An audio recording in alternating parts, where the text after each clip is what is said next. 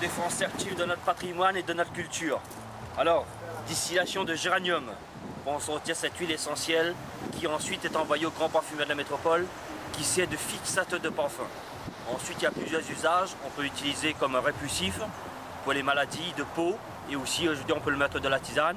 Et ensuite, il y a plein d'autres vertus. On peut même cuisiner à base d'huile essentielle de géranium. Alors ici, il présente aux autres mon alambic. Ici, c'est le petit alambic que je distille avec. Sinon ça, là-bas, au Maïdo, à proximité de la route du Maïdo, c'est un plus gros où je fais vraiment de la production. Alors, le petit alambic. L'alambic, c'est l'ensemble.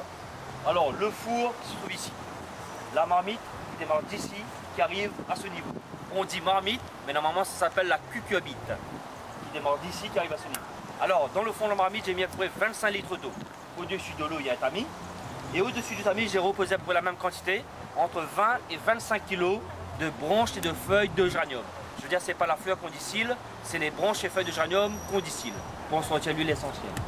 Ensuite, je veux dire, quand on enlève le géranium dans la marmite, qu'on l'enlève, on le déverse à côté, ça fait un fumier. Avec ce fumier-là, on fait un joint tout autour du bord de la marmite qui va servir d'étanchéité pour pas qu'il y ait de fuite. Ensuite, on pose le chapiteau. On resserre bien avec tous les serre joints autour. Ensuite, on pose le col de cygne.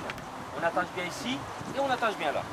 Quand c'est bien attaché et bien vissé, on allume le feu, on l'alimente. Il va faire bouillir l'eau, cuire les branches. La vapeur d'eau et d'huile, elle va monter, traverser et descendre. Ici, le bac s'appelle un réfrigérant. Il y a de l'eau froide à l'intérieur. Le col de cygne ici emprunte ce tuyau-là qui tourne comme un serpentin et qui ressort ici. Alors la vapeur chaude dans le serpentin ici, en passant à travers l'eau froide, elle va se condenser et elle va couler ici avec un mélange d'eau et d'huile en même temps. Alors ici, ça s'appelle le vase florentin, qu'on peut dire aussi un essencier. C'est une bouteille qui n'a pas de fond. Alors, le mélange d'eau et d'huile, elle coule ici. Il faut que j'alimente un peu plus le feu pour qu'elle coule. Pour le moment, elle ne coule pas encore. Alors, le mélange d'eau et d'huile, elle coule ici. Elle descend, elle arrive au fond. Comme je vous ai dit, la bouteille n'a pas de fond. L'huile de géranium, vu qu'elle est plus légère que l'eau, elle monte sur le terrain en haut. Et l'eau, elle ressort ici.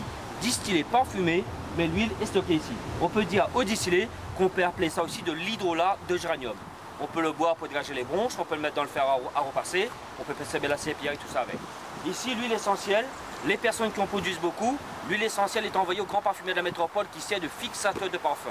Et l'huile essentielle de notre île à La Réunion, reconnue pour être la meilleure qualité du monde entier, reconnue par les parfumeurs eux-mêmes. Voilà.